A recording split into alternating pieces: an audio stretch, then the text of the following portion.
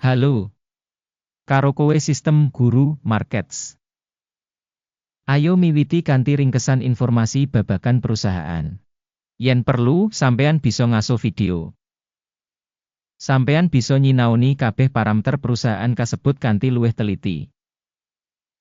Kita bakal nimbang kinerja saiki saka perusahaan Nvidia Corp, ticker Nvidia. Review digawe nggunakake data saiki wiwit 23 Maret 2025. Dening klasifikasi Guru Markets perusahaan Nvidia Corp kalebu subkategori AI20 organisasi melu evaluasi iki cukup wakil. Kita bakal ndeleng solusi pesenan ing pungkasan video iki. Asil saka kanggo perusahaan sing diteliti yaiku 3,5 saka 10 poin. Asil rata-rata kanggo subkategori punika 3,5 terms. Yen sampeyan ndeleng kanthi wiyar, ing kabeh pasar kanthi sakabehe. Sampeyan bisa ndeleng sing asil rata-rata kanggo pasar minangka kab 1,9 terms. Marang skor perusahaan 3,5 terms Nvidia Corp. Bandingake gerakan rega saham perusahaan Nvidia Corporation lan saham subkategori. Kita waca sing liwat 12 sasi enggo bareng perusahaan Nvidia Corp nuduhake dinamika 31,7%. 31,3% nglawan owah-owahan rega ing subkategori. Iki mesti ora ateges apa-apa, nanging perlu kanggo njupuk catetan saka kasunyatan iki. Kapitalisasi pasar perusahaan Nvidia Corp regane 2.872 US dollar 42 sen miliar. Kanthi kapitalisasi pasar subkategori 2 US dollar 89 sen 9 miliar. Nvidia Corporation nuduhake 99,086% lan minangka pimpinan utama subkategori kasebut.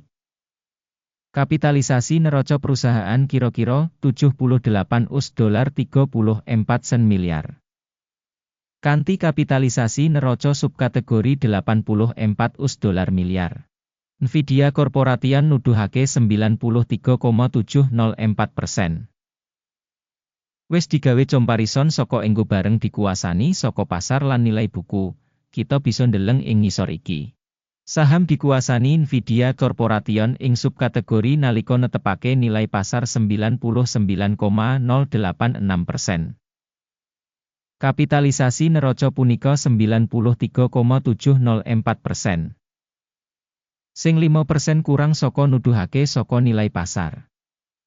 Taksiran saham perusahaan saka pasar lan kapitalisasi neraca subkategori. Olo, minus 1 poin. Ayahan finansial perusahaan analisa jumlah kanggo 10.186 US dollar miliar. Ayahan finansial kanggo nilai buku makili 13% saka usaha perusahaan. Skor kanggo kewajiban finansial perusahaan, apik, 1 titik. Rego pasar perusahaan kanggo rasio pangentukan punika 39,4. Rata-rata ing subkategori yaiku 40,7, iki 3% luwih murah tinimbang ing subkategori. Taksiran regane pasar saham perusahaan kanggo bati dibandingake karo organisasi subkategori, apik, 1 poin. Bati kanggo pungkasan 12 sasi gunggungipun 72.894 US dollar mayuta-yuta. Pangentukan digambaraken kanggo sabanjur 12 sasi samestine 107.933 US dollar mayuta-yuta. 48,1% luwih saka saiki. Taksiran indikator media WI mangsa mbadhek ing comparison karo ing subkategori, apik, 0,5 terms. Rego perusahaan kanggo imbangan revenue punika 22. Rata-rata kanggo subkategori punika 22 lan iki 0% luwih dhuwur tinimbang kanggo subkategori. Taksiran pratandha saka nilai pasar kanggo revenue ing comparison karo pratandha perusahaan ing subkategori tolerable 0 terms. Revenue kanggo 12 sasi pungkasan gunggungipun 130.520. Revenue mangsa kanggo teka 12 sasi wis samestine kanggo 193.260 US dollar mayuta-yuta. kang 48% luwih saka ing wayahe saiki. Evaluasi indikator volume penjualan mangsa ngarep dibandingake karo indikator perusahaan ing subkategori apik 0,5 poin. Wates punika 55,9%, karo rata-rata ing subkategori 54%.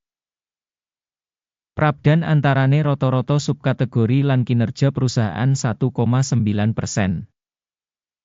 Penilaian marginalitas dibandingake karo indikator ing subkategori apik 0,5 poin. Bagian perusahaan dening nomor personel ing subkategori punika 53,4%. Iki 86% kurang saka nuduhake kapitalisasi pasar. Lan iki nggambarake ora seimbang karo rega ijol-ijolan organisasi saiki Nvidia Corporation, mbok menawa menyang revaluation. Jumlah ibu kutha pasar saben pegawai perusahaan punika $79.774.000. Lan kanggo subkategori $42.992.000. Prabdan antarane rata-rata subkategori lan kinerja perusahaan punika 85,6%. Taksiran jumlah ibu kutha perusahaan saben pegawai ing comparison karo pratandha ing subkategori tolerable 0 terms.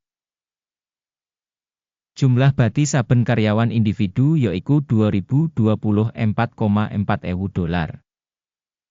Kanthi rata-rata ing subkategori $1.056.800. Lan beda antarane rata-rata ing subkategori lan indikator perusahaan yaiku 92%. Taksiran media AWI saben karyawan individu dibandingake karo pratandha ing subkategori apik 0,5 terms. Revenue kanggo saben pegawai perusahaan punika $3.62.500. Miturut subkategori $1.958.000. Prabdan antarane rata-rata subkategori lan kinerja perusahaan punika 85%. Prakiraan saka bagian revenue saben pegawai perusahaan dibandingake karo pratandha perusahaan ing subkategori apik 0,5 terms. Saham for sale cocok kanggo 1%, karo rata-rata kanggo subkategori 1,2%. Iki taksiran saka risiko bisa remet singkat. Indikator RSI 14 nuduhake tingkat 46% kanggo perusahaan Nvidia Corporation. Kanggo subkategori, tingkat iki kira-kira 46%. Rata-rata securities saka subkategori dipetik padha enggo bareng Nvidia Corp. Rega nyata saka saham perusahaan iku kira-kira $118. Target rega konsensus kanggo saham perusahaan kira-kira $173.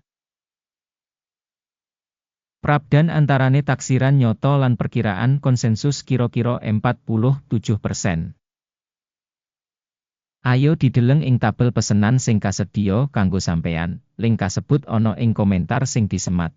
Tabel pesenan ngemot kabeh pancasan digawe ing mangsa diwenehi dening informasi lan sistem referensi guru markets. Akses menyang meja supaya free lan free, link ing komentar pinnet. Adhedhasar asil pambiji sekuritas Nvidia Corporation.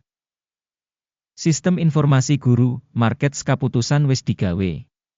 Ojo mbukak kesepakatan, amarga video saiki minangka ringkesan. Matur nuwun kabeh kanggo nonton nganti pungkasan lan nggunakake informasi lan sistem referensi saka guru markets. Sampeyan pancene dadi pamirsa sing paling keren ing saindenging jagat.